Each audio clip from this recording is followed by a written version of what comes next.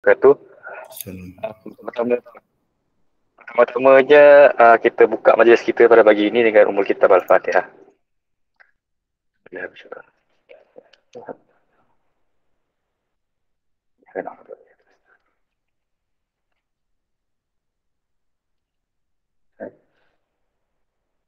Bismillahirrahmanirrahim. Alhamdulillahirabbil alamin. Wassalatu wassalamu ala asyrafil anbiya'i wal mursalin.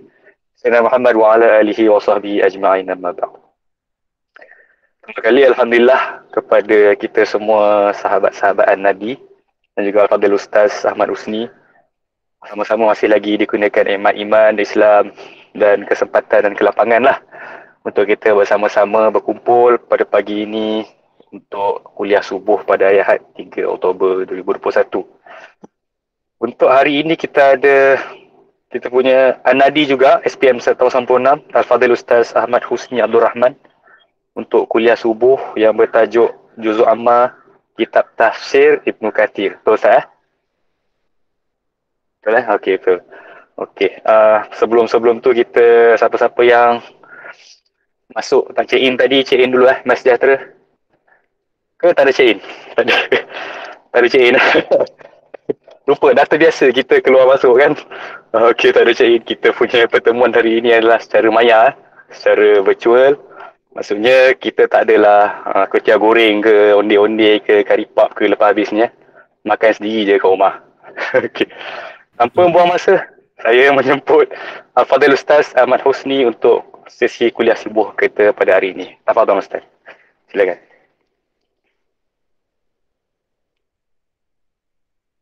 Assalamualaikum warahmatullahi wabarakatuh. Bismillahirrahmanirrahim. Innal hamdalillah nahmaduhu wa nasta'inuhu wa nastahdihi wa nastaghfiruh wa na'udzu billahi min shururi anfusina wa sayyiati a'malina. Man yahdihillahu fala mudilla lahu wa man yudlil fala hadiya lahu. Asyhadu an la ilaha illallah wahdahu la syarika lah wa asyhadu anna sayyidana Muhammadan abdullahi wa rasuluh ballagha ar-risalata wa adda al-amanah wa nasaha al-ummah وجاهد في الله حق الجهاد ونصلي ونسلم على حبيبنا المصطفى رسول المجتبى صلى الله عليه وعلى آله ولمن سار على نهجه واستنى بهديه وسنته إلى يوم الدين. وبعد رب اشرح لي صدري ويسر لي أمري واحلل عقدة من لساني يفقهوا قولي. اللهم لا سهل إلا ما جعلته سهلا وأنت تجعل الحزن إذا شئت سهلا. ربنا يسر لنا ولا تعسر وأتمم لنا بالخير. Alhamdulillah, kami syukur kehadrat Allah Ta'ala di atas limpahan rahmat, kurniaan dan keizinan Allah Ta'ala membenarkan kita menghirup kehidupan dan menyambung permukiman kita atas muka bumi Allah Subhanahu Wa Ta'ala sebagai hamba-Nya, dan membenarkan kita ataupun mengizinkan lagi kita untuk menjalankan tanggungjawab beribadah kepada Allah Subhanahu Wa Ta'ala. Dan insya-Allah pada pagi ini terima kasih kepada Tok Red sebut Sea Master, macam Syazwan Sea Master. Sea Master macam jenama ayam RO water pula. Ayam putih. Sea Master kan. Ala kulin, terima kasih Fadlatul Akh Syazwan atas pengemudian majlis, Tok Red, sahabat-sahabat dan yang teristimewa, guru-guru dan para pendidik asatizah yang dimuliakan Allah Subhanahu Wa Ta'ala, yang sentiasa kami dahagakan tadahan, curahan dan juga limpahan ilmu serta bimbingan kepada kami, insya-Allah. Dan pada pagi ini insya-Allah kita akan meneruskan perbincangan dalam surah Al-Bayyinah berpandukan tafsir Ibnu Kathir, dan kita minggu lepas terhenti pada ayat yang kelima, wama umiru illa liya'budullaha mukhlishina lahuddin hunafa'a wa yuqimus salah wa yu'tuz zakah wa dzalika dinul qayyimah. Dan tidaklah mereka itu tidaklah kamu diperintahkan wama umiru, tidaklah kamu diperintahkan, tidaklah mereka itu diperintahkan kecuali untuk liya'budullah, untuk menyembah Allah Subhanahu Wa Ta'ala, mukhlishina lahuddin, dengan memurnikan ketaatan mereka kepada Allah Subhanahu Wa Ta'ala, hunafa, dengan menjalankan agama secara lurus, dan supaya mereka mendirikan salat, mengeluarkan zakat, dan demikian itulah antara adalah agama yang lurus. Baik. Dalam ayat ini Allah Subhanahu wa taala mengarahkan bahawasanya perkara yang disuruh oleh Allah Subhanahu wa taala itu adalah beribadah kepada Allah. Wa ma umiru illa liya'budullah. Dan maksud ibadah ini adalah perbuatan kita merendahkan diri kepada Allah Subhanahu wa taala. Wa umirna linuslima lirabbil alamin, dalam surah An'am ayat 71. Kami diperintahkan supaya berserah diri kepada Allah, tunduk secara total. Dan ibadah adalah, kalau kita tengok apa maksud ibadah, ismun jami'un li kulli ma yuhibbuhu Allahu wa yardah. Nama umum, nama yang dia panggil nama rasmi bagi benda-benda, semua perkara yang disukai oleh Allah Subhanahu wa taala dan juga diredai oleh Allah. Jadi termasuk semua benda lah, kerja kita ke apa semua, dia ada ibadah yang bersifat umum, dia ada ibadah yang bersifat khusus. Sewajarnya kita orang Islam, kita tidak patut memisahkan diri kita ini, segala kerja yang kita buat atas muka bumi Allah ini dengan maksud keduniaan. Maksud apa? Ni kerja dunia ni, ni perkara dunia. Kita tak boleh tak boleh campur dengan akhirat. Malang sekali kalau kita sebagai orang Islam, mana-mana juzuk kehidupan kita ini kita pisahkan dengan akhirat. Sebab tak patutlah, sebab kehidupan kita adalah untuk akhirat. Kita punya matlamat, kalau salah mungkin betulkan saya lah.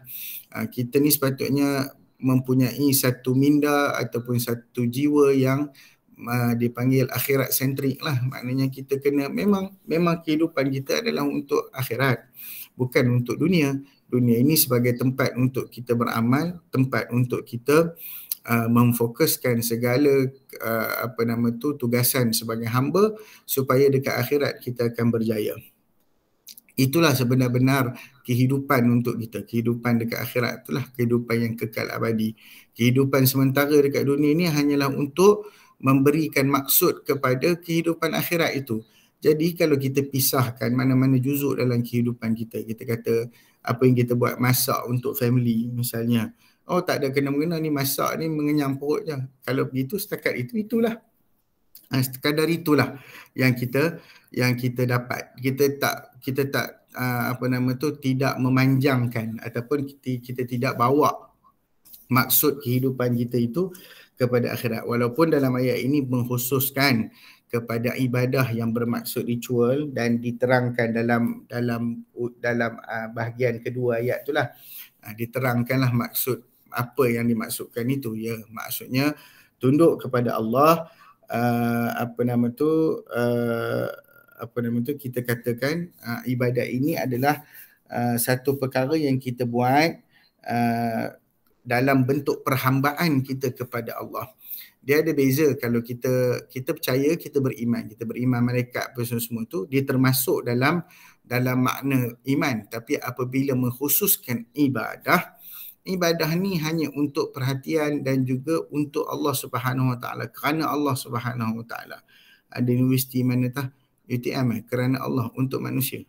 Mana semua benda yang kita buat tu kerana Allah Subhanahu Wa Taala. Maksudnya kita diberikan pahala, diberikan ganjaran, diberikan apa sahaja manfaat dia apabila kita niatkan kepada Allah Subhanahu Wa Taala dan kita khususkan ibadah itu kepada Allah Subhanahu Wa Taala. Wa ma arsalna min qablika min rasulin illa nuhi ilaika annahu la ilaha illa ana fa'budun. Dalam ayat lain Allah Subhanahu Wa Taala sebut, wa ma arsalna min qablika min rasul, kami tidak utuskan sebelum kamu wahai Muhammad daripada rasul-rasul sebelum kamu, illa nuhi ilaihi, kecuali kami mewahyukan kepadanya, annahu la ilaha illa ana fa'budun, bahawasanya tidak ada Tuhan yang berhak disembah melainkan aku, maka sembahlah, justru sembahlah aku. Maknanya sembahlah Allah Subhanahu wa taala, beribadatlah kepada Allah. Itu ayat menunjukkan kesatuan dakwah para nabi dan para rasul, memang semuanya mengarahkan untuk beribadah kepada Allah Subhanahu wa taala. Ada beberapa golongan yang memang sekarang ni golongan-golongan yang kita kata sesat lah. Dia kata makna la ilaha illallah tu takkan sempurna. Kita kena ada dia panggil syahadah kedua. Syahadah kedua ni Muhammadur Rasulullah, sampai membawa kepada maksud qul huwallahu ahad tu. Dia kata huwa tu Muhammad. Itu dia panggil tafsiran-tafsiran yang menyalahi tafsiran-tafsiran jumhur. Nak kata jumhur pun sepakat dah, orang ulama-ulama tafsir menafsirkan qul huwallahu ahad tu adalah arahan kepada Nabi Muhammad sallallahu alaihi wasallam. Bila ditanya tentang nasab Tuhan, Nabi SAW jawab qul huwallahu ahad. Maknanya itu ayat yang Allah Taala kata kepada Nabi Muhammad, katakanlah huwallah tu huwa dhamirus sya'ni, maknanya untuk mewujudkan cerita dekat situ, nak mewujudkan konteks, nak kata kan, katakanlah bahawasanya Allah itu adalah Esa. Maknanya semua merujuk kepada Allah SWT, tak nak lari pergi mana sampai ke Nabi Muhammad SAW. Jadi dalam hal ni kita mengucapkan syahadatain atas dasar Allah Subhanahu wa taala mengangkat kedudukan Nabi Muhammad sallallahu alaihi wasallam itu bukan kerana menyembah, kita sembah Muhammad, bukan sampai kepada tahap penyembahan. Tahap kita kepada Nabi Muhammad SAW itu tahap beriman, tahap kita mengaku dan tahap kita menyatakan bahawasanya dia adalah utusan Allah Subhanahu wa taala. Sebab tu ada kaedah-kaedah, ni kaedah lah, tak semesti wajib buat begitu, tetapi kaedah-kaedah orang berdakwah apabila mereka nak dakwah orang yang lain ataupun orang Kristian ke orang mana-mana, orang-orang agama-agama lain nak masuk Islam, mereka akan bukanlah tambah, tapi maksudnya nak sebagai elemen dakwah mereka kata begitu. Bila suruh syahadah la ilaha illallah Muhammadur Rasulullah wa ashhadu, disebut juga wa ashhadu anna Isa Rasulullah wa ashhadu anna Musa Rasulullah. Maknanya dia tambah benda-benda itu, bukan tambahan kepada syahadah, tidak, tetapi itu hanya sekadar untuk elemen dakwah kepada mereka bahawasanya umat Islam ni beriman dengan semua nabi dan semua nabi mempunyai message dan juga obligasi yang sama, iaitu untuk menyuruh orang menyembah Allah Subhanahu wa taala. Walihada qala hunafa ay mutahannifina 'ani syirki ila tauhid. Maknanya golongan-golongan kita ini wama umiru illa liya'budullah mukhlishina lahuddin. Maknanya semuanya perlu ikhlas. Maknanya kena niat, maknanya niat tu kena ikhlas lah. Dan Allah Taala akan mengambil kira berdasarkan niat kita. Terletaknya pahala dan sebagainya berdasarkan niat. Sebab tu Pak Hamka kata bagaimana seorang itu berniat. Kalau dia niat kerja itu kerana makan dan minumnya, maka niatnya itu terhenti di situ, terhenti dengan makan, terhenti dengan minum, dia tak sampai kepada Allah Ta'ala. Sama juga kalau kita semayang, contoh semayang duha, niat kita semayang duha adalah untuk rezeki, maka sampai kat rezeki tu je lah, dapat rezeki habislah takat tu lah. Tapi kalau kita niatkan dia tu memang tanggungjawab kita kepada Allah Subhanahu Wa Taala, maka dia lebih jauh lagi dia punya matlamatnya. Dan itulah sebenar-benar maksud beribadah kepada Allah adalah dengan memurnikan keikhlasan kepada Allah Subhanahu Wa Taala. Baik. Hunafa adalah satu keadaan di mana manusia itu apabila beribadah kepada Allah, dia mesti berdasarkan ad-dinul hanif. Ad-dinul hanif ni agama yang lurus lah. Apa maksud agama yang lurus? Iaitu menjauhkan diri daripada agama-agama lain dan unsur-unsur lain dalam agama. Maksudnya cari agama yang lurus, yang benar-benar tepat. Sebab termasuk juga dalam agama kita pada hari ini beberapa elemen-elemen yang menyesatkan orang daripada maksud agama yang sebenar. Maksud menyesatkan ni adalah mencari sesuatu yang tidak ada dalam agama, kita masukkan dan kita anggap itu sebagai satu benda dalam agama. Inna dina indallahil Islam, sesungguhnya agama yang benar-benar mendapat tempat di sisi Allah Subhanahu Wa Taala adalah Islam. Maknanya kita nak memfokuskan membuang segala elemen-elemen kesyirikan dan hanya tertumpu kepada elemen-elemen tauhid kepada Allah Subhanahu Wa Taala. Walaqad ba'athna fi kulli ummatin rasulan an i'budullaha wajtanibut taghut. Kami telah mengutuskan para rasul pada setiap umat itu an i'budullah, dengan message, dengan misi untuk supaya umat itu beribadah kepada Allah, wajtanibut taghut, dan menjauhi segala taghut. Taghut ni ada yang kata taghut ni syaitan, taghut ni ideologi, idealism, banyaklah. Dia termasuklah kepada semua benda yang sesat, itu adalah taghut. Setiap benda yang sesat adalah dianggap sebagai taghut yang menjauhkan kita daripada agama Allah Subhanahu Wa Taala yang benar. Kemudian dikhususkan pula wa ma umiru illa liya'budullaha mukhlishina lahuddin hunafa'a. Macam mana cara nak dapat agama yang lurus tu? Antaranya dua benda yang sangat besar yang Allah Subhanahu Wa Taala turunkan kepada kita, iaitu wa yuqimus salata wa yu'tuz zakata. Dia dengan mendirikan, ni Allah bagi contoh, dengan mendirikan salat dan menunaikan kewajipan berzakat. As-salah hiya asyraful ibadah 'alal badan. Salat ini merupakan ibadah yang paling mulia untuk manusia, untuk tubuh badan manusia. Dia adalah yang pertama akan ditanya oleh Allah Subhanahu Wa Taala di akhirat kelak, dan solat ini jugalah menjadi tiang agama. As-salatu imaduddin. Maka kita tahu bahawasanya mendirikan solat ini adalah salah satu daripada perkara yang pertama sekali akan disuruh dari sudut amalan, dari sudut perbuatan, selepas daripada kita mengucapkan syahadah ataupun ba'da an-nutqi bisyahadatain. Dalam pesanan yang Nabi SAW berikan kepada Mu'adz bin Jabal radhiyallahu ta'ala anhu sewaktu dia pergi, dia dilantik untuk menjadi utusan Rasulullah SAW ke Yaman, dalam arti kata utusan untuk mengutip zakat dan juga menjalankan urusan pentadbiran di sana. Nabi pentadbiran, dan yang paling utamanya adalah dakwah. Nabi Muhammad SAW tak ada, saya tak ada share slide, saya tak dan duk buat saya makan terjemahan, saya tak dan nak buat slide. Saya minta lah sangat maafnya, tolonglah doa terjemahan tu habis minggu ni. Bolehlah buat slide, insya-Allah. Terima kasih. Maafkan saya lah, saya tak sempat. Ala kullin, yang pentingnya mana tadi, nanti baik tak sebut yang macam Tok Guru dulu tu duduk berhenti dalam neraka, mana tadi Ustaz dalam neraka. Jadi mana bila kita sebut tentang solat dan Mu'adz bin Jabal tadi, Mu'adz bin Jabal tadi mula-mula Nabi SAW sebut kat dia, ajarkan mereka syahadah. Fa inhum ata'uka lizalik, sekiranya mereka mentaatimu dalam urusan syahadah itu, sudah mereka syahadah. Innaka ta'ti qauman min ahli kitab, kamu akan datang menemui satu kaum daripada ahlul kitab. Yang ni kita panggil misi kepada Mu'adz bin Jabal. Sebab Mu'adz bin Jabal ni dia ada sebab-sebab dia yang Nabi SAW pilih dia. Antaranya huwa a'lamu sahabati bil halali wal haram, dia paling sahabat antara sahabat yang paling pakar dan paling tahu di kalangan sahabat-sahabat. Min fuqaha'is sahabah, dia dari kalangan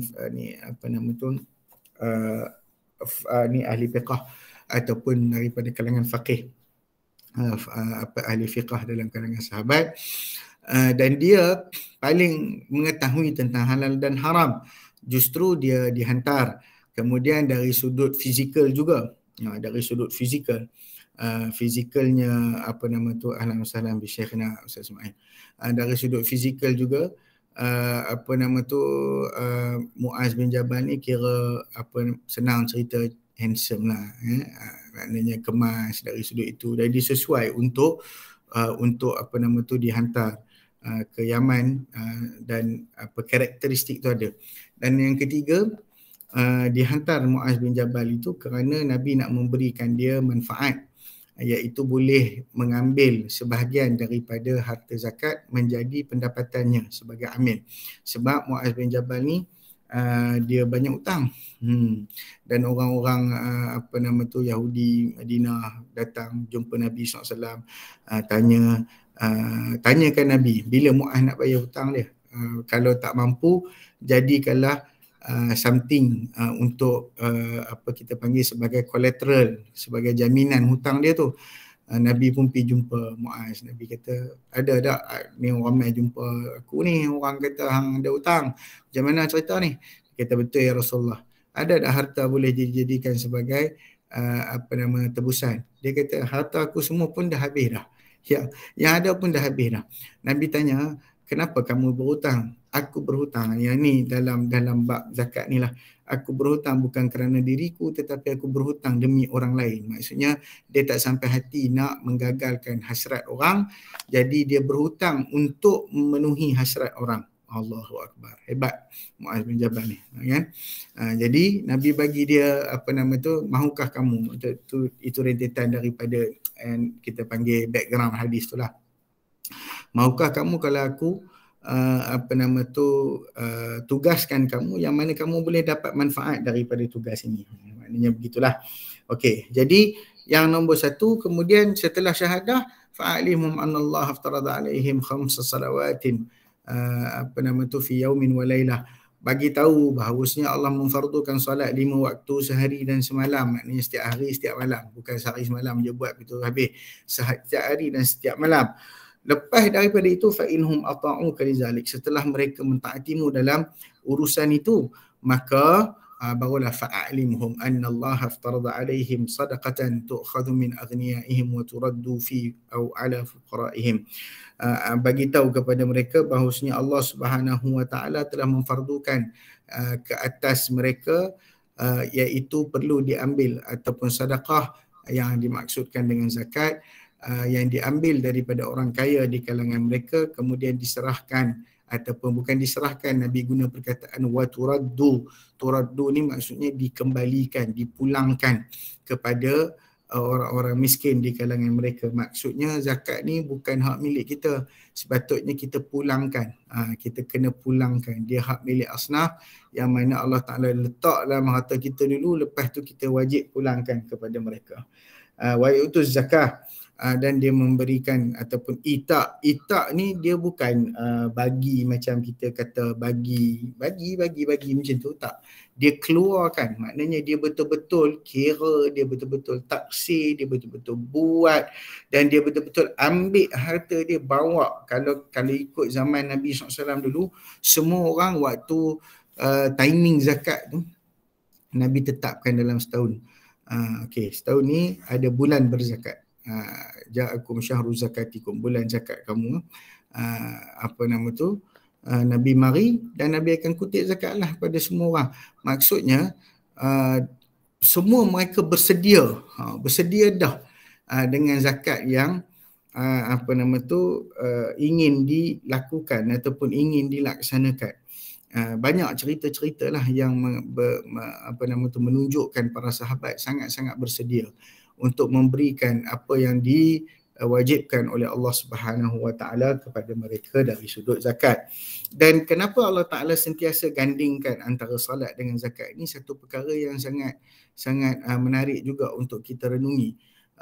Dalam 30 lebih ayat kalau tak salah ingatan saya, sebagaimana yang disebut oleh Al-Alamah Imam Dr. Yusuf Al-Qaradawi hafizahullah, bahawasanya antara solat dengan zakat ni ada lebih kurang 30 lebih ayat. Sama ada dia disebut dengan solat dan zakat secara spesifik ataupun disebut dengan nama infak ataupun sedekah. Ala kullin, kenapa penyebutan dua-dua ni berlaku? Kata Ibnu Abbas radhiyallahu taala anhu dalam satu asar yang diriwayatkan, la salata liman la zakata lahu, tidak ada solat bagi orang yang tidak menunaikan zakat. Maksudnya tak tunaikan zakat sekiranya wajib atas mereka lah. Kalau bukan wajib tu cerita lain, tapi kalau wajib dia tak buat, makanya seolah-olah tidak ada manfaat solatnya apabila zakatnya tidak tertunai. Dan ini adalah satu perkara yang sangat unik. kata Dr. Mustafa Dib Al-Bugha dalam satu syarahannya hari itu, dia kata, kenapa limadha qarana Allah Subhanahu wa taala, kenapa Allah Subhanahu wa taala iqtarana, sentiasa menggandingkan antara solat dengan zakat ni, duduk sebelah-sebelah. Kata dia, cuba kamu fikir. Dia kata, cuba kamu fikir. Antara hikmahnya adalah saat kamu salat, kamu berada dalam satu saf, dalam satu barisan, dalam satu kumpulan jemaah salat. Dan di dalam jemaah itu kamu mempunyai ramai masyarakat. Ada ramailah dalam tu darjat dan kedudukan masyarakat. Ada yang kaya, ada yang miskin, ada yang begitulah. Dan kamu berkongsi pahala dengan semua orang. Maknanya dengan datangnya orang miskin duduk sebelah kamu salat, kamu berkongsi dengan dia pahala, kamu dapat 27 kali ganda kerana dia mari berjemaah dengan kamu. Dan setelah kamu salat, apabila kamu memberikan salam dan kamu pandang dia, apakah tega kamu membiarkan orang fakir miskin sedangkan mereka telah berkongsi dengan kamu untuk dapatkan pahala 27 kali ganda, sedangkan kamu tidak berkongsi pula harta kamu dengan mereka. Itu dia. Maknanya itu antara yang boleh kita korek, maksudnya hikmah-hikmah daripada apa yang Allah Ta'ala letakkan. Dan itu nak menunjukkan bahawasanya kewajipan yang seterusnya selepas daripada kewajipan kita mentaati Allah dengan tenaga, dengan tubuh badan, adalah kewajipan mentaati Allah Subhanahu Wa Ta'ala dengan harta.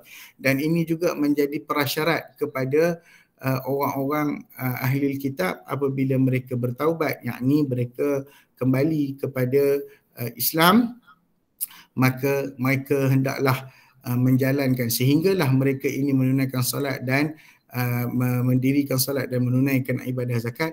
Fa ikhwanukum fid din, kata Allah, barulah mereka menjadi saudara-saudara ataupun sahabat-sahabat kamu di dalam agama. Okey. Kemudian wadzalika dinul qayyimah, dan al-millah al-qa'imah al-ajilah atau al-ummah al-mustaqimah al-mu'tadilah. Ini itu adalah agama yang benar, agama yang lurus, agama yang diperakui di sisi Allah Subhanahu wa taala. Tayyib. Ayat yang ke-6, innal ladzina kafaru min ahli al-kitab wal musyrikin fi nari jahannam khalidina fiha ulaika hum syarrul bariyah.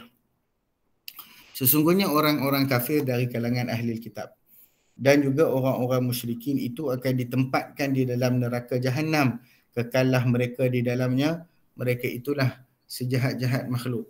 Ini satu ibarat yang Allah Subhanahu Wa Taala berikan.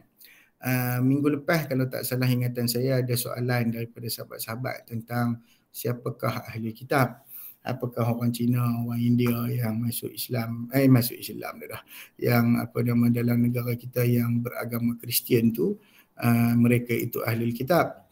Jadi kita pergi kepada apa yang disebut oleh Al-Imam Syafi'i rahimahullah, mengkhususkan ahli kitab itu kepada keturunan Bani Israel yang beragama Yahudi dan Kristian. Ini kita confirm lah, dia orang ni mesti keturunan itu.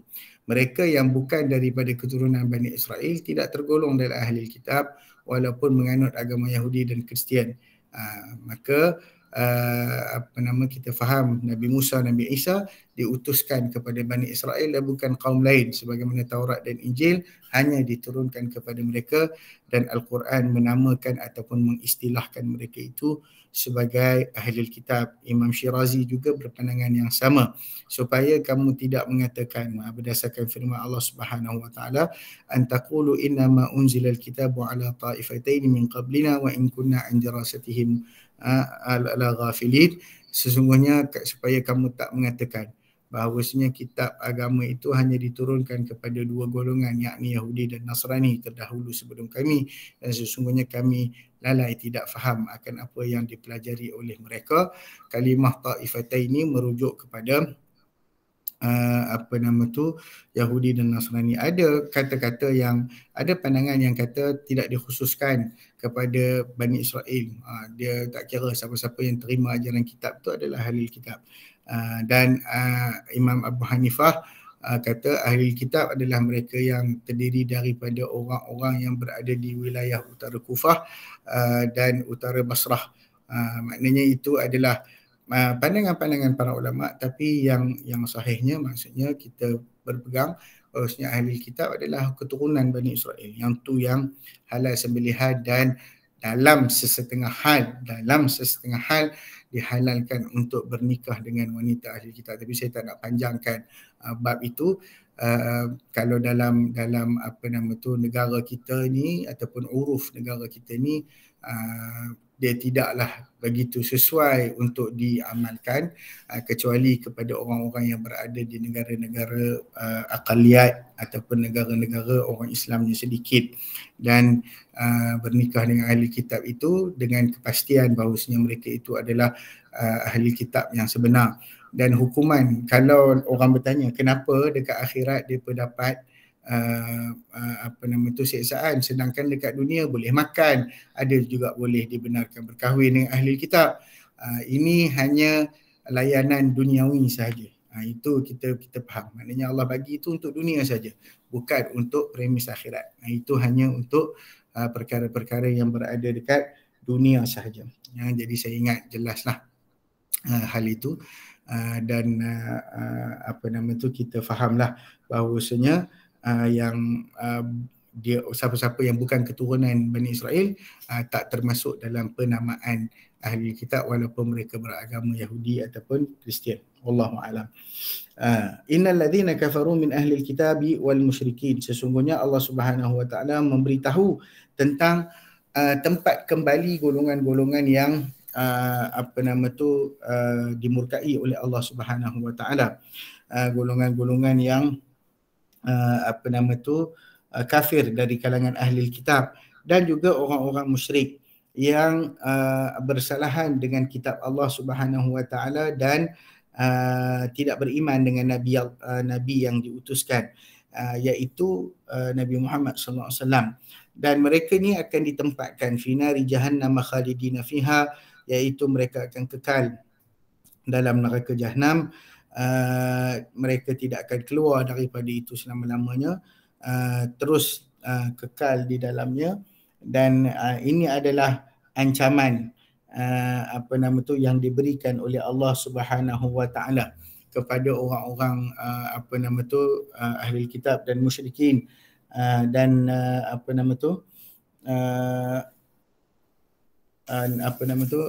dalam keadaan kenapa didahulukan ahli kitab tu, sebab mereka terima revelation lebih awal dan mereka tahu dalam kitab-kitab mereka bahawasanya akan ada nabi yang diutuskan akhir zaman, yang nama semua tahu, ya'rifunahu, maknanya mereka mengetahui tentang Nabi Muhammad SAW sebagaimana mereka kenal bapa-bapa mereka. Mereka tahu jelas pengetahuan itu kepada ahli kitab. Kerana itu didahulukan celaan itu kepada ahli kitab. Dan juga orang-orang musyrik duduk dalam neraka Jahanam yang kekal mereka itu di dalamnya. Ulaika hum syarrul bariyah. Mereka itu adalah kelompok manusia yang paling jahat ataupun dikatakan seburuk-buruk makhluk Allah Subhanahu wa taala. Syarrul khaliqa, dan Allah Subhanahu wa taala berlepas diri daripada mereka. Kemudian selepas daripada itu terus digantikan kedudukan ayat itu dengan kedudukan ayat yang seterusnya, innal ladzina amanu wa amilus salihat, iaitu orang-orang yang beriman. Keadaan orang-orang yang beriman kepada Allah Subhanahu wa taala dan orang-orang yang taat. Innal ladzina amanu wa amilus salihati ulaika hum khairul bariyah, iaitu keadaan orang-orang yang beriman itu adalah dan beramal saleh. Dua benda ni adalah satu perkara yang beriringan, maksudnya beriman dengan beramal saleh. Maknanya ini satu perkara yang melazimi. Bila kita beriman, lazim untuk kita beramal saleh. Tak mungkin kita beriman dan kita tidak beramal saleh. Maksudnya bila kita mengaku kita beriman kepada Allah Subhanahu Wa Taala, percaya dan sebagainya, maka pembuktian daripada keimanan itu adalah dengan amalan soleh yang kita lakukan kepada Allah Subhanahu Wa Taala. Baik, ulaika hum khairul bariyah, mereka itu adalah sebaik-baik makhluk ataupun sebaik-baik kejadian yang diciptakan oleh Allah Subhanahu Wa Taala. Ini sebahagian daripada para sahabat mengambil ayat ini dengan kefahaman bahawasanya manusia, orang-orang yang beriman ini melebihi ataupun lebih tinggi keutamaannya daripada malaikat, sebab disebut khairul bariyah, sebaik-baik kejadian, sebaik-baik ciptaan, sebaik-baik makhluk. Jadi nak kata orang beriman ni tinggi pada malaikat berdasarkan kepada ayat ni lah. Dari sudut ketaatan memang tak boleh lawan lah ketaatan malaikat tu, tapi diberikan kedudukan kelebihan ini disebabkan oleh Allah memuliakan kedudukan manusia. Allah memuliakan kedudukan manusia dengan kejadiannya dan kesempurnaannya. Maknanya apa saja yang ada dalam diri manusia ini sepatutnya lah, bila kita tahu kedudukan kita itu di sisi Allah Subhanahu Wa Taala itu tinggi, maka kita tidak sewajarnya melalaikan kedudukan tersebut. Maknanya itulah kehebatan apabila manusia ini beriman, benar-benar beriman kepada Allah Subhanahu Wa Taala dan juga menjadi hamba-Nya yang terbaik. Dan kita doakan moga-moga kita semua menjadi hamba Allah Subhanahu Wa Taala yang benar-benar beriman, beramal soleh dan direzekikan dengan amalan soleh. Kita kena bersyukur apabila Allah lorongkan kita untuk melakukan amalan soleh, sebab kita tak mampu dan tak ada daya sebenarnya. Kalau tidak dengan bantuan Allah Subhanahu Wa Taala, maka kena bergembira, kita ni kena bergembira dengan Allah Ta'ala memberi ruang kepada kita dan juga memberi kemudahan kepada kita dan memberi kekuatan kepada kita untuk kita beramal soleh. Bukan maksudnya kita berbangga, oh aku dapat buat macam ni, hari ni aku dah sekian-sekian. Maknanya semuanya itu tidak dapat dilakukan melainkan dengan taufik dan izin daripada Allah Ta'ala. Maka bergembiralah, kata Ibn Athaillah Al-Iskandari ataupun Al-Iskandari, dia kata bergembiralah dengan dengan keizinan dan juga bergembiralah dengan Allah yang telah menyebabkan dan juga memberdayakan kamu untuk melakukan amal saleh. Bukan hanya semata-mata kamu bergembira dengan kamu sendiri, itulah maksudnya kita angkatlah perkara itu dengan perkara yang lebih tinggi. Kemudian Allah Subhanahu Wa Taala menyebut tentang balasan. Balasan siapa? Balasan orang-orang yang beriman. Jazaohum inda rabbihim, balasan mereka pada di sisi Tuhan mereka pada hari kiamat. Jannatu adnin tajri min tahtiha al-anharu khalidina fiha abada radhiyallahu anhum wa radu anhu dzalika liman khashiya rabbah. Balasan mereka adalah neraka, adalah syurga Adnin, yang mana mereka itu di dalamnya mengalir di bawahnya beberapa sungai, kekalah mereka di dalamnya selama-lamanya. Allah redha kepada mereka dan mereka pun redha serta bersyukur terhadap nikmat dan pemberian daripada Allah Subhanahu Wa Taala. Dan balasan yang demikian itu wadzalika liman khashiya rabbah, balasan demikian itu adalah untuk orang-orang yang takut dan juga benar-benar mengikuti perintah Allah Subhanahu Wa Taala. Jazaohum tu, jaza tu ada dua pengertian. Pengertian pertama adalah pembalasan yang banyak tanpa sebarang kekurangan. Semua bagi semua, everything. Tak ada kekurangan. Kemudian jaza tu satu pembalasan yang tak ada kekurangan, satu lagi al-jaza' bermakna yujzi, maknanya cukup. Maknanya apa yang dia dapat tu cukup. Cukup untuk dia. Apa sahaja yang dihajati, apa sahaja yang idamkan akan diperolehi oleh dia. Itu maksudnya jaza'. Apa yang kamu ma tashtahihil anfus, apa yang kamu suka, apa yang nafsu kamu nak. Dan nikmat syurga ni, suara memang perlahan ke? Memang saya kena guna dua device. Saya tak tahu sebab saya tak boleh pancarkan saya punya muka. Kalau tidak dengar macam radio juga. Dengar suara kuat ni. Dengar suara kuat. Mana kena perkuat volume ni kot. Tak apalah. Ala kulin masing-masing. Ala kulin tadi mana? Apa yang diingini oleh nafsu kamu. Maknanya segala benda yang kamu nak, kamu inginkan, adalah orang kata tak ada nikmat syurga ni. Apa sahaja, kita pun tak pernah masuk syurga. Siapa pernah masuk syurga? Tak ada, kecuali orang yang high pasal dadah, dia rasa macam duduk dalam syurga tu ya. Tapi maknanya kita tak pernah tahu pun. Kita hanya dapat a glimpse. Apa maksud glimpse ni? Benda-benda yang Tuhan sebut. Bila Tuhan sebut pasal sungai, sungai mana yang paling kita pernah tengok? Kalau orang KL, Sungai Langat. Sungai Sekamat. Sungai Sekamat. Tu dekat dengan sekolah. Dulu semayang Jumaat kan, semayang kat luar kan, sebelum kita ada Masjid Ali Hassan. Semayang kat luar, lalu lah Sungai Sekamat tu. Tu dia. Lepas tu kalau buat merantas desa, kalau route masuk dalam sungai, kita pun berlari lah masuk dalam sungai. Itulah sungai yang kita nampak. Sungai kat dunia ni lah apa yang kita tahu. Nampak cantik sebab nak bagi idea sahaja. Tetapi apa yang ada dalam syurga tu berlainan, sangat berlainan sifat dia. Tak sama. Tanah dalam dunia, kita tanam, kita ni berminggu-minggu baru nak tumbuh. Buah berbulan-bulan baru nak ni, buah durian. Kan, tanam 3 bulan, 6 bulan tu belum tentu lagi.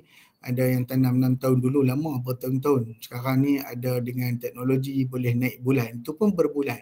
Tapi ada yang tanam elok-elok tanam je, tumbuh terus, lepas tu sampai ujung kebun. Tak ada. Yang ada benda tu dalam syurga saja. Okey, itu hanyalah kondisi dalam syurga. Sebab tu kondisi dalam syurga ni berbeza daripada kondisi kita di luar. Kondisi dekat dunia ni lain. Cuma bila Allah kata tajri tahtahal anhar, di bawahnya berlari anak-anak sungai. Kita gambarkanlah. Hebatnya kan. Satu kawasan yang kalau kita tengok dalam cerita-cerita rumah-rumah Jepun, selalulah rumah Jepun kan, yang ada sungai bawah kan. Rumah Melayu tak ada sungai bawah, kecuali orang yang duduk atas sungai. Itu saja kan. Orang asli kalau faham ayat syurga ni, depa faham dah Sebab apa? Sebab depa duduk atas sungai. Orang asli yang duduk atas sungai, kita tak duduk atas sungai, kita tak tahu macam mana bunyi sungai waktu malam dengan semua itu memberikan kerehatan. Kata syurga tu hebatnya. Dan mereka itu kekal di dalam syurga. Dan Allah redha kepada mereka. Ini yang paling penting. Radhiyallahu anhum wa radu anhu. Allah Ta'ala meredai mereka kerana mereka taat kepada perintah Allah, terima syariat Allah Subhanahu wa Ta'ala.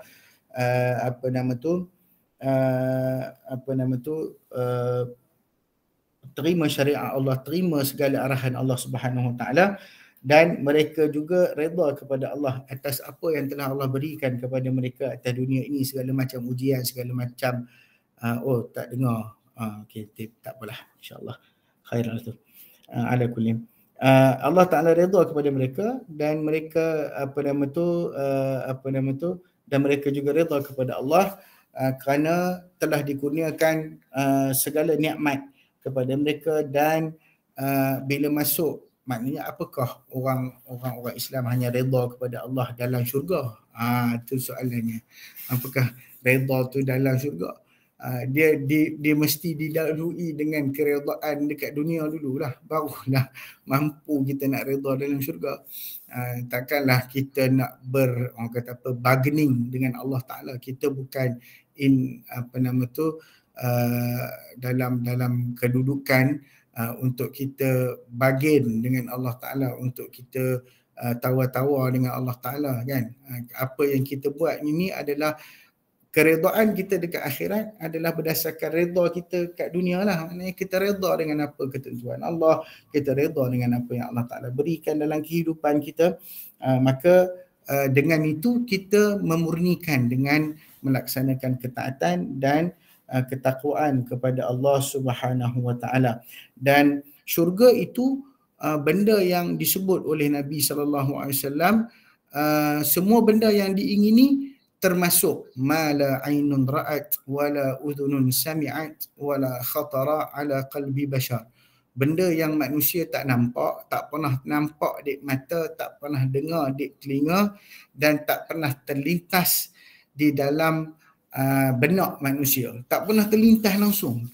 Ada tak benda yang kita tak pernah terlintas? Tak pernah terlintas naik kapal terbang first class. Tak pernah terlintas sebab dia duduk naik kapal terbang ekonomi kelas sahaja. Ya. Jadi dia tak pernah terlintas. Dia lalu-lalu dia tengok kan. Yang orang kapal, orang bawa kapal cruise yang mahal-mahal tu. Allah, tak pernah terlintas lah naik cruise. Macam mana lah rupa naik cruise tu. Saya pun tak pernah terlintas sebab alhamdulillah lah tak pernah, alhamdulillah tak pernah dijemput naik cruise nak pergi ceramah pun tak ada. Saya tak pernah. Tapi waktu saya pergi ke Estonia melalui Finland dulu, dapatlah naik ala-ala cruise. Belum cruise betul lagi, ala-ala cruise. Ala-ala cruise tu rasa syurga dah. Dalam tu dengan ada macam-macam, dengan ada PlayStation free, boleh main Xbox, macam-macam ada. Itu baru hanya pelayaran Syazwan si master kuliah subuh dan pelayaran. Naya Naya nak pergi ke laut pula semua. Alah kuliah, tapi bagus tengok laut ni. Tengok laut ni, masya-Allah. Dia ada satu benda yang sangat hebat dengan laut ini dalam hidup manusia. Jadi waktu tu kita rasa dah macam ni ya. Rupanya maknanya benda tak pernah lalu lagi. Tapi tiba-tiba lalu, rasa dah lah. Yang dalam syurga ni tak ada benda lalu langsung. Tak pernah lalu apa-apa langsung. Apa-apa pun tak pernah. There's no experience like heaven. Tak ada. Kita kata dekat dunia macam syurga, macam. Duduk belum lagi. Kan, tak tahu. Jadi tak terlintas di sanubari kita, tak pernah ada gambaran langsung. Jadi kalau orang tanya ada tak benda tu dalam syurga, ada tak benda ni dalam syurga, boleh jadi tak? Semua boleh jadi, semua possible. Benda yang impossible, benda yang kita tak mampu fikir pun ada. Jadi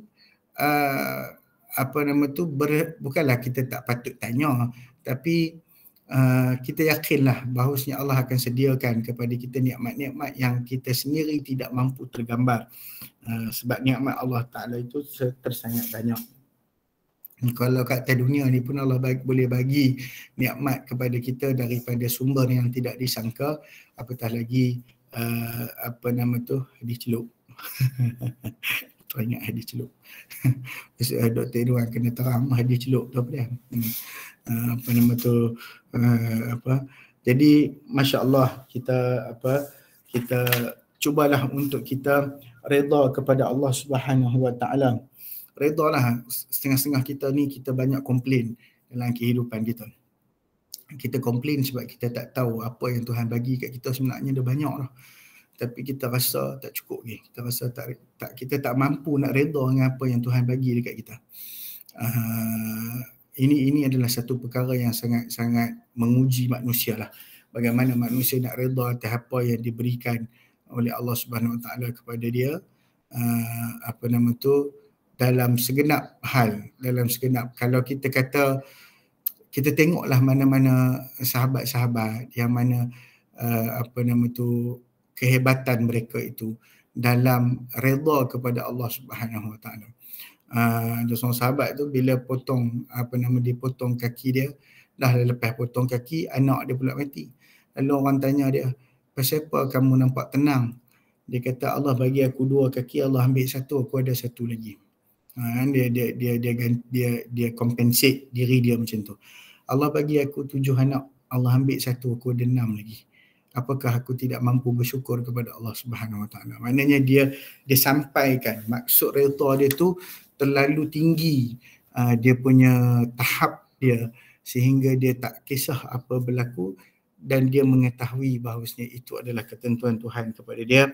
Dzalika liman khasyiya rabbah, iaitu pahala-pahala yang terhasil itu adalah disebabkan oleh mereka takut kepada Allah Ta'ala dengan memurnikan ketakwaan sebenar-benar masuk takwa dan menyembah Allah seolah-olah mereka melihat dan nampak Allah walaupun mereka tidak nampak pada hakikatnya.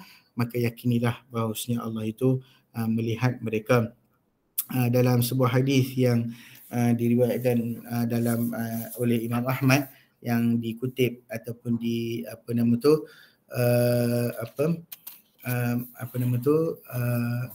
oleh Imam Ibn Katsir daripada Abu Hurairah radhiyallahu taala anhu, qala Rasulullah sallallahu alaihi wasallam, ala ukhbirukum bi khairil bariyah, qalu bala ya Rasulullah, qala rajulun akhadha bi aynani farasihi fi sabilillah kullama kanat hay'atun istawa alaihi, ala ukhbirukum bi khairil bariyah, qalu bala ya Rasulullah, rajulun fi thullatin min ghanamihi yuqimu as-salata wa yu'ti az-zakata, ala ukhbirukum bi syarril bariyah, qalu bala alladhi yas'alu billahi wa la yu'ti bihi. Itu dia. Apa dia kata hadis ini daripada Abu Hurairah radhiyallahu taala anhu, bahawasanya Nabi SAW bersabda, kamu sukakah, apakah kamu suka jika aku cerita dekat kamu siapakah sebaik-baik makhluk? Mereka menjawab, ya wahai Rasulullah sallallahu alaihi wasallam, sabda baginda, lelaki yang siap siaga, dia siap siaga dah memegang tali kudanya untuk berjuang di jalan Allah Subhanahu wa taala, kullama kanat hay'atun ni maknanya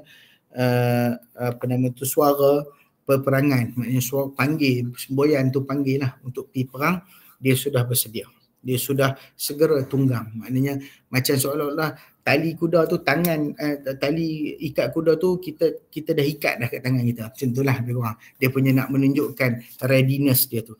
Kemudian sukakah lagi kamu kalau aku cerita tentang siapakah yang dikategorikan sebagai khairul bariyah juga, sebaik-baik makhluk? Maka kata, ya Rasulullah, Nabi bersabda lagi, lelaki yang sibuk mengembala kambing dia tetapi dia tetap menunaikan salat dan mendirikan salat dan mengeluarkan zakat. Maksudnya dia tidak mengabaikan urusan-urusan agama dia. Sibuk tak apa, tapi jangan lupa tanggungjawab. Itu maksud dia. Sukakah kalian aku ceritakan pula manusia yang paling buruk, yakni sejahat-jahat makhluk? Mereka menjawab, ya. Sabda Nabi SAW, orang yang apabila diminta darinya, yakni sedekah ke zakat bantuan dengan nama Allah, lalu dia tidak memberinya, maknanya dia tak bagi. Dia tak bagi tu macam-macam cakap lah, dah tak bagi pasal saya tak mau bagi ni, tak mau bagi pasal tak percaya pasal zakat, pakai kesudah dia tak bagi. Tak percaya pasal zakat tu alasan saja kan. Tapi sampai kesudah tak mau bagi. Ni pasal orang zakat cakap, dia cakap ada lagu ni. Dia berkata ustaz ada zakat cakap ada lagu tu kan. Tapi sebenarnya bukan saya je yang kata, Abu Bakar kata, wallahi law mana'uni ainaqan kanu yu'addunaha fi ahdi Rasulillah. Demi Allah, kalau mereka melarang aku daripada mengambil tali-tali unta mereka, tali-tali yang digunakan untuk mengikat kambing-kambing mereka, tu kinayah lah. Dia kata larang aku ambil sebagaimana mereka tunai pada zaman Nabi. Itu maksudnya, ada maksud dia tu. Abu Bakar kata, hampa tak percaya kat aku, hampa tak percaya dekat pemerintahan khilafah, maknanya hampa tak percaya dekat aku sebagai pemerintah. Sedangkan itulah yang berlaku pada zaman Nabi SAW, mereka berikan kepada Nabi SAW. Jadi alasan mereka itu hanyalah kerana Nabi Muhammad sudah tidak ada, dan makna seolah-olah mereka tak menganggaplah Abu Bakar itu sebagai khalifah. Tak anggaplah Abu Bakar itu sebagai pemerintah mereka dan juga penguasa mereka. Jadi kerana itu antara sebabnya yang diperangi ketika itu. Laqataltuhum, maka nescaya aku akan perangi mereka. Maknanya aku akan bermula dengan golongan-golongan murtad dan seumpamanya, sehinggalah kepada golongan yang disebut dalam kitab itu sebagai mani'uz zakah, golongan-golongan yang menghalang zakat daripada ditunaikan. Jadi kita pun samalah, kalau kita rasa tak percaya, kita seorang-seorang jangan menyebabkan orang lain tak percaya. Sebab kita takut kita halang orang lain dan orang lain tu tak tunai-tunai zakat dia, maka berapa banyak lapisan yang telah kita buat. Dahlah kita sendiri pun yalah, kita belum tentu boleh tunai ataupun tak boleh tunai. Lepas tu kita habaq pula kat orang supaya orang tak tunai. Lagilah teruk kedudukan itu. Jadi moga-moga apa yang baik itu daripada Allah Ta'ala dan buruk itu kelemahan saya, kekurangan ilmu. Allah Ta'ala alam, sekadar itu yang boleh saya kongsikan. Dan kelapan tak ada soalan. Wallahu a'lam. Alhamdulillah. Terima kasih. Jazakallahu khair kepada Al-Fadhil Ustaz Ahmad Husni. Dengar suara saya? Dengar? Okey. Alhamdulillah. Memang dah pukul 8, tapi kita atas formaliti kena buka juga lah soalan lah. Kita buka agak soalan untuk siapa-siapa yang nak bertanya lah. Sebarang soalan untuk Ustaz Ahmad Husni sesi kuliah kita pagi ni.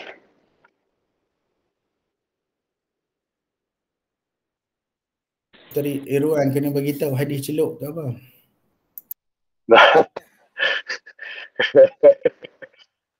Kalau tak keberatan boleh lah. Saya pun tak tahu sebenarnya, kalau berminat juga nak tahu kan. Hadis. Masya Allah, barakallahu fikum Ustaz Husni. Ustaz Husni pun tahu hadis Sibrah ni. Mungkin ramai antara kita pun biasa dengar hadis Sibrah. Hadis riwayat Anas ibn Malik radhiyallahu anhu dalam Sahih Muslim. Hadis ni sebab tadi Ustaz Husni cerita nikmat di syurga ni tak terjangkau fikiran manusia ni. Jadi saya tu yang saya teringat hadis tu Nabi SAW beritahu ringkas ajalah.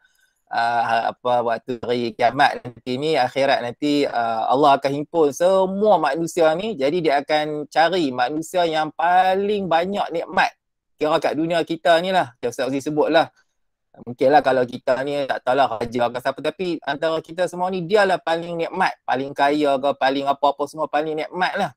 Dan juga Allah akan juga cari seorang manusia antara kita ni yang paling hidup dia paling penuh derita lah. Tak ada orang dah kira manusia ni, kalau kita susun daripada Adam sampai habis tu, dia lah manusia paling derita ni. Lepas tu Allah ambil yang paling banyak nikmat ni, Allah celup sat je dalam neraka. Celup sat lah.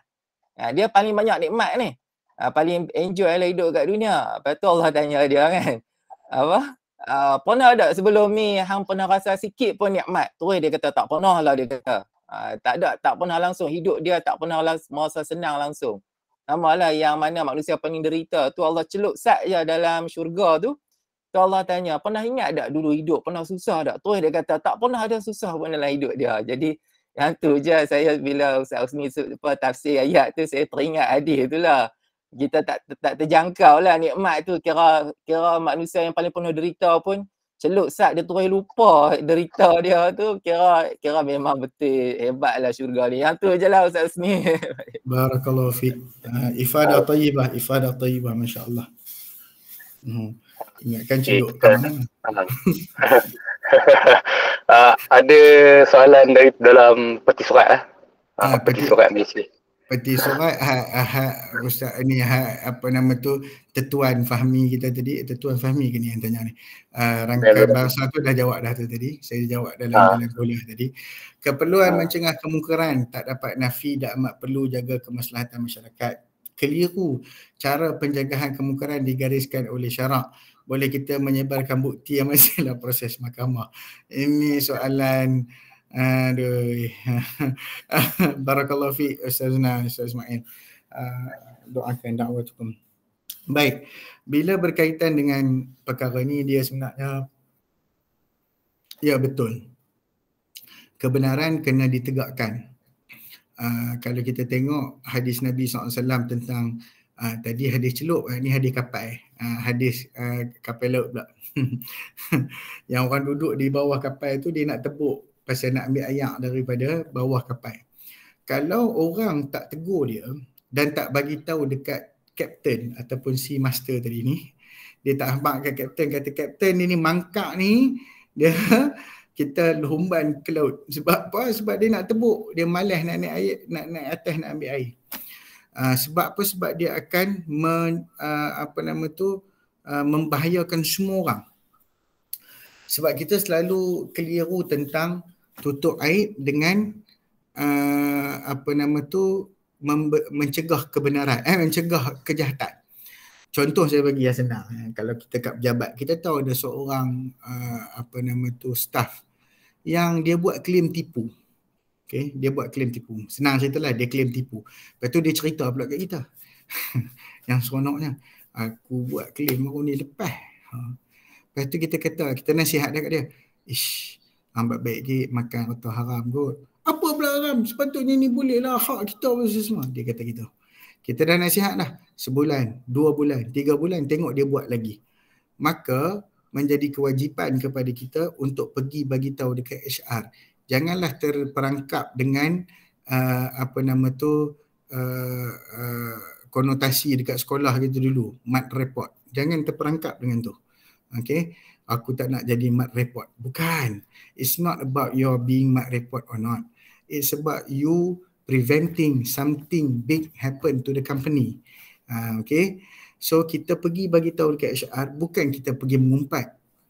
Tahu tak? Dia tu. Dah, no. File complaint yang betul-betul rasmi. Hantar, kita cakap, kita kata saya dapat tahu bahawasanya staff si Fulan bin si Fulan dia tipu ataupun dia fraud dia punya claim. So berlaku benda ni, saya minta HR tolong semak lah.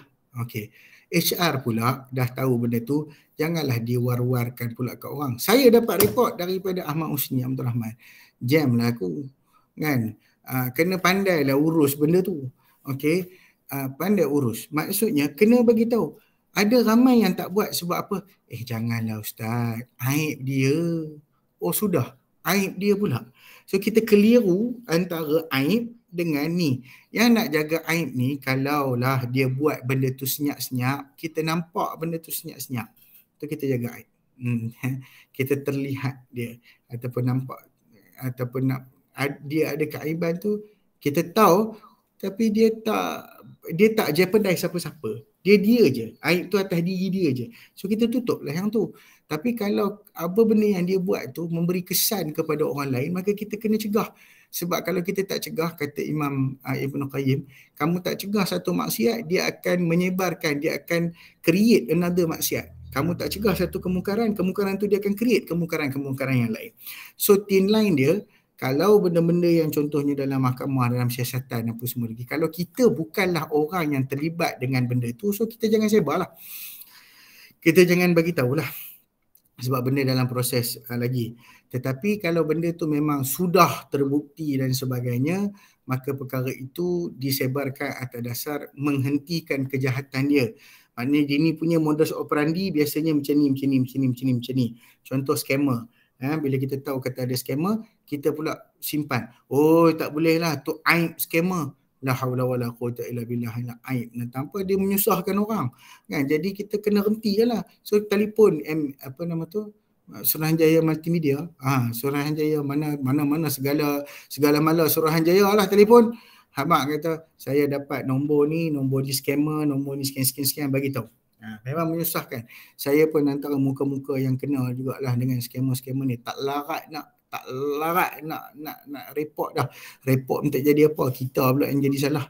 Jadi ala kullin, kita thin line tu kita jagalah. Benda yang tak sepatutnya kita sebar, benda yang kita tahu. Contohlah macam orang tanya saya, tahu tak tentang si Fulan? Saya kata ni nak tahu apa sebar. Nak tahu anak abang kata, Ustaz Husni pun cakap macam tu. Kalau macam tu, memang saya takkan beritahu sampai bila-bila lah. Tapi kalau nak tahu kenapa, nak tahu kerana nak buat persediaan, tu saya beritahu. Okey, contoh saya biasa berurusan dengan asatizah lah, ustaz-ustaz. Kami kat Pusat Zakat ni banyak berurusan dengan ustaz-ustaz. Jadi tahulah ustaz-ustaz ni macam perangai kot noh. Ada yang panggil lagu tu, ada panggil lagu ni. Panggil-panggil tu kami simpan. Tapi kalau orang tanya, ustaz kami nak jemput boleh tak? Boleh. Tapi awasi beberapa perkara. Tu kan kita sebab air dia. Awasi tu takut you all ada expectation yang tinggi. Tiba-tiba dapat macam tu, rasa lain macam. Kita tak nak begitu berlaku. Kita nak mereka tu jemput dalam keadaan mereka redha lah. Ustaz tu minta berapa pun, hang redha lah. Aku kata dah. Aku nasihat dah. Begitu Contoh, ustaz ni kalau nak jemput, dia kena macam ni. So kita bukan bagi tahu aib dia, kita bagi tahu apa benda yang dia tak suka. So kita elakkanlah benda tak suka sebab dah memang kita hajat nak jemput dia kan. Tapi orang cakap ustaz pula janganlah terlalu kira itu part ustaz kira tu part lain. Itu masalah diri dia. Itu lantak pergi kat dia. Kami dilatihlah dulu. Saya ingat lagi pesanan daripada Dr. Zulkifli Al-Bakri hafizahullah, dan dia bertanya kepada syekh-syekh dia dulu. Saya pun pernah tanya kepada guru-guru kami dulu. Semua memberikan jawapan yang hampir sama. Dia kata kalau bolehlah kamu jangan letaklah harga kepada apa yang kamu mengajar ni, sebab kamu belajar pun free. Yalah dapat beasiswa penuh semua, hampa mengaji pun free tu, hampa nak letak harga tu banyak mana hampa nak letak. Insaf tu jadi kita fahamlah bahawasanya bukanlah kedudukan kita dan sebagainya, tapi itu sekadar contoh. Tapi benda-benda yang kita boleh buat dalam hidup kita ni, kalau benda tu perlu untuk mencegah kemungkaran, maka kita kena cakap. Kena cakap sebab benda tu penting. Tapi kalau dia menyebarkan aib dia sendiri, contohlah orang yang rapat dengan saya tahu saya ni kalau bersembang boleh tahan merapu kalau bersembang. So orang kata ustaz ni sembang merapu, cakap apa, lepas tu suka main game, main Xbox, main Call of Duty lah. Aku tak tahu apa pun, sebut lah, tak pernah main pun. Tapi contohlah, katalah saya ni jenis lagu tu. Kita pergi sebar benda tu kat orang, itu sebar aib lah. Benda yang tak ada kena-mengena, betul hal dia sendiri. Tapi kalau kita nak bagi tahu, dia ni jaga-jaga, kamu boleh ni dengan dia, tapi dia ni ada track record, dia ni dulu suka kacau isteri orang, contoh. Jaga-jaga, suka kacau orang perempuan. Kita bagi tahu saja supaya orang berhati-hati, bukan untuk kita kata kepada ni masyarakat benda yang tak sepatutnya kita katalah. Kecuali perkara-perkara tu besar implikasi dia dan kita mempunyai cara dan jalan, maka ikutlah cara dan jalan yang terbaik. Jangan kita melakukan secara sembrono saja. Wallahu alam. Soalan PhD nak jawab. Alhamdulillah, terima kasih atas penjelasan. Rasanya ada lagi soalan ya? Ada nak tanya lagi soalan? Tak ada. Ada lah. Boleh tanya satu, Nur Ain? Dah. Silakan. Assalamualaikum Ustaz Husni. Okey. Silakan Doktor. Okey. Saya macam kami merawat pesakit dari seluruh Malaysia kan. So antara satu pesakit kami tu dia yang chronic disease lah. Dia perlukan bantuan daripada Pusat Zakat. Daripada Penang. So kita dah berat lah untuk minta bantuan daripada perubatan, sebab ubat tu ubat yang mahal, setahun at least 12,000 lah. Sorry, berapa Doktor? 12,000 12,000 setahun. Okay. Kos ubat lah at least, minimum itu sebab ubat tu mahal. Cumanya dia ditolak sebab dia M40. M40. The other patient tu B40 dapat. Cumanya isunya bila dia tak dapat, dia minta daripada badan lain, and then yang dapat tu adalah Persatuan Buddha. Maksudnya kita as a Muslim tu kita rasa macam a bit rasa segan lah, because agama lain yang bantu. Muslim kita. So ada cara lain ke untuk dapatkan bantuan tu? Okey, macam inilah. Apa nama tu, dia ada beza bantuan Buddha, bantuan Kristian dengan bantuan zakat. Bantuan zakat ni kita kena faham. Okey, pertama sekali saya bagi tahu beza dulu. Nombor dua, saya nak bagi tahu sumber harta orang Islam. Okey, baru kita jelas daripada mana datang sumber harta tu. Pertama sekali kita kata beza. Kena beza bantuan Buddha, bantuan Kristian, dia tak ada terms and condition macam zakat. Terms and condition macam zakat, kita kena tengok. Okey, kena tengok kedudukan orang tu dan sebagainya. Bila doktor sebut tadi kes dekat Pulau Pinang, saya faham kutipan zakat dekat Pulau Pinang dia tidak sebesar kutipan zakat dekat Selangor ataupun wilayah Persekutuan Kuala Lumpur. Dia tak besarlah. Maksudnya apa yang ada tu barangkali mereka hanya boleh fokuskan untuk B40 sahaja. Okey. Jadi nak pergi kepada M40 tu, duit tu tak cukup lah. Saya boleh kata tak cukup lah. Sebab saya faham sangat bab kutipan mereka tu. Itu nombor satu. Dan bila kita faham Buddha, bantuan ke apa ke semuanya, mereka boleh bagi apa nama tu, ialah sebab dia orang tak ada terms and condition tu. Dan apa nama tu, pertama sekali kita rasa malu bila bila zakat tak bagi. Okey, saya boleh faham lah rasa malu tu. Saya boleh concur lah dengan rasa malu tu. Tapi bila tengok sumber, saya boleh kata tak patut rasa malu lah.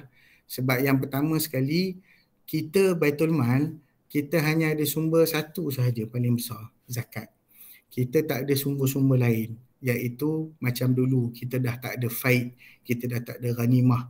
Faid ni harta yang kita dapat dalam misi peperangan tapi tak berlaku pertempuran ataupun tak berlaku pertumpahan darah. Orang serah diri begitu saja, jadi kita harta perolehan perang yang tidak berlaku pertumpahan darah. Ghanimah, harta perang yang diperolehi selepas berlakunya pertempuran. Kita juga tak ada kharaj, dah tak ada dah zakat, tidak dah, Baitul Mal tidak ambil dah kharaj dan juga tidak ambil jizyah. Sekarang ni kita punya sistem dalam negara, Baitul Mal hanya ambil duit zakat, kemudian sedekah, kemudian fitrah, zakat termasuklah zakat fitrah. Kemudian duit-duit haram orang nak bagi, nak cuci, tu sahaja. Jadi dia punya memang sangat tinggilah dari sudut perbelanjaan. Cuma bila doktor sebut tadi dari sudut apa nama tu tak dapat dan seumpamanya tu, contoh macam kami lah, macam kami buat di wilayah persekutuan, kita ada inisiatif, tapi mungkin inisiatif tu tak sama dengan setiap negeri. So apa yang saya boleh cakap, mereka yang mungkin tak lepas di peringkat tertentu, contohnya minta dekat Baitul Mal ataupun Pusat Zakat Pulau Pinang tak lepas, dia boleh datang dekat kita, dekat mana-mana ni, dekat wilayah ke whatever ke, kita akan uruskan bantuan tu dengan cara lain lah. Tetapi tetap juga sebab apa doktor kena faham ya, antara orang miskin yang betul-betul miskin dengan orang yang memang ada kerja, walaupun kondisi tu orang yang ada kerja ni boleh terjatuh dalam gharimin macam tadilah, dia punya kos ubatannya 12,000. Saya faham benda tu. Dan mungkin syarikat dia tak cover, mungkin insurans dia tak cover dan seumpamanya. Kita faham kondisi tu. Cuma untuk kita bagi dekat dia dalam masa yang sama, B40 ni banyak lagi tak settle. Jadi dekat situ priority dia. Sebab kita nak jaga everybody. Kita nak jaga semua orang. Jadi kalau kita bagi dekat dia peruntukan satu yang besar begitu, dan apa nama tu, peruntukan tu boleh digunakan untuk B40 yang mungkin daripada reda dia seorang, B40 tu mungkin boleh tolong 5 ataupun 2 orang ataupun 3 orang pun cukup dah. Maknanya dah boleh memenuhi keperluan yang lebih darurat kepada B40, maka duit tu kena bagi kat B40. Dia bila doktor sebut dia M40 tu maksudnya ialah dari sudut priority tu, kita tak boleh, kita tak mampu sebab dana kita tak besar. Okay, dana kita tak besar. Persatuan Buddha whatever, kena faham ya, mereka bagi duit dekat persatuan itu untuk peniaga-peniaga yang Cina dan seumpamanya, mereka dapat pengecualian cukai. Zakat pun dapat pengecualian cukai. Saya tak kata tak dapat pengecualian cukai, dapat pengecualian cukai tu, dapat. Tetapi beza antara cara mereka bagi dekat pertubuhan itu dengan cara kita bagi dekat pusat zakat lah. Dalam keadaan kita kata orang apa nama tu dapat pelepasan cukai pun tak semua juga bayar betul-betul bayar ke pusat zakat, ramai yang bayar sendiri. Jadi bila sumber kita tak cukup, maka kita tak boleh nak bantu seramai mungkin orang lah. Tapi saya ingat waktu di Pulau Pinang tu pun mungkin dia tak tahulah cara-cara lain yang boleh minta dengan apa nama tu, sama ada dengan kalau kita kata majlis dah tak lepas, dia sebenarnya ada cara-cara lain. Kalau dia tanya betul-betul kepada ZPP tu, Zakat Pulau Pinang tu, ada kaedah lain lah yang boleh dibawakan masalah dia tu kepada pihak lain yang boleh dibantu secara peribadi. Sebenarnya kita ada mekanisme tu. Mungkin pada ketika itu dia tak tahu ataupun tak dapat sebab nak cari benda tu cepat. Saya banyak ya doktor, saya pernah uruskan patient juga. Saya sendiri uruskan. Ni saya beritahu terpaksa beritahu lah, benda tu saya simpan je. Saya terpaksa uruskan sampai sorry to say lah, kadang-kadang duit saya sendiri saya kena keluar. Sebab apa? Sebab memang kita tak boleh nak yalah, kita faham dari sudut birokrasi itu satu hal. Yang kedua, banyak perkara-perkara yang dia yalah, banyaklah benda-benda yang misalnya bukan prioriti ketika itu. Dia tu walaupun memang teruk keadaan dia, saya faham benda tu, tapi dengan keadaan dia tu ada orang lagi teruk. Ada orang lagi teruk.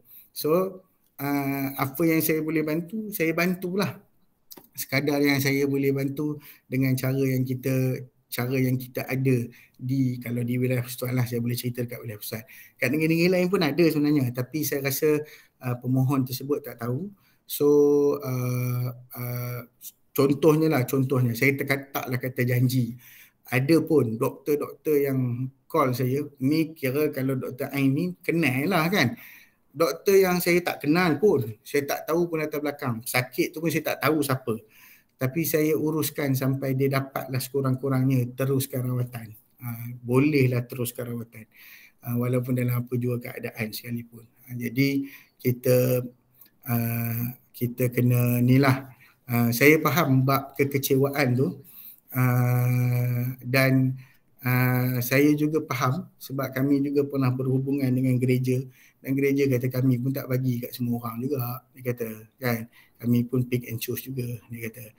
So tapi taklah kami kena kata tu sama, gereja pun sama, tak, bukan itu dia punya hujah dia. Tapi isunya kami sendiri betul-betul tanya kepada gereja, dan betulkah sebagaimana yang diwar-warkan. Sebab dalam hal ni kita kena tengoklah, Bilal bin Rabah, dia waktu dia kena seksa tu, Umayyah bin Khalaf dan konco-konconya tu tak tawar ke dekat Bilal untuk apabila kalau dia tinggalkan Islam dan juga dia tinggalkan agama Nabi Muhammad tu, dia akan diberikan pembebasan dan juga dia akan diberikan harta dan juga pangkat dan seumpamanya lah. Bilal dapatkan tawaran tu, tapi waktu tu Bilal terima ke tak? Inilah yang kita nak kata dari sudut ni. Memang susah. Kalau saya cakap macam ni, mungkin akan ada orang kata, iman kita tak sama dengan Bilal. Memang betul tak sama dengan Bilal, memang sangat tak samalah dengan Bilal, tapi sekurang-kurangnya itulah contoh yang kita boleh ambil untuk kita jaga integriti kita sebagai seorang yang ni. Tapi saya faham, saya amat memahami dari sudut dia tak boleh tu sebab barangkali kekangan yang terdapat pada negeri itulah. Okey, wallahu alam. Maksudnya Ustaz, terima kasih. Sorry. Maksudnya kalau pesakit daripada Penang dan dia dapat rawatan di Selangor, so kita boleh minta bantuan dari negeri lain lah kan? Maksudnya dia dirawat di Selangor, so kita boleh apply daripada Selangor. Since Selangor punya fund banyak. Macam ni lah. Doktor kontak saya lah, senang lah, payah lah suruh orang lain. Doktor beritahu saya lah. Okay, saya usahalah apa yang boleh saya buat. Okay, insyaAllah. Okay, mesti.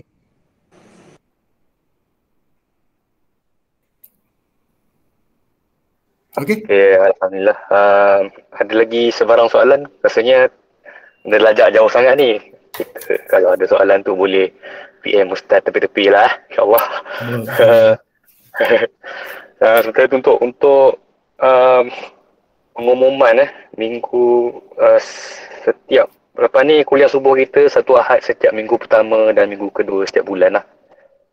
Betul lah tu nak pastikan takut ada kesilapan dekat situ Bila pengumuman, InsyaAllah kita bersama ambil ibrah dan pengajaran lah daripada kuliah subuh kita pada pagi ni dekat 8.30 pun. Semoga kita semua diredai oleh Allah SWT. Akhir kata kita tutupkan majlis kita dengan tasbih kafarah dan surah Al-As. Subhanakallahumma wa bihamdika asyhadu an la ilaha illa anta astaghfiruka wa atubu ilaik. Wal 'asri innal insana lafi khusr illa alladhina amanu wa 'amilus solihati wa tawassaw bil haqqi wa tawassaw bis sabr. Okey, sekian. Assalamualaikum warahmatullahi wabarakatuh. Waalaikumsalam warahmatullahi wabarakatuh. Terima kasih Ustaz. Terima kasih semua. Assalamualaikum warahmatullahi wabarakatuh.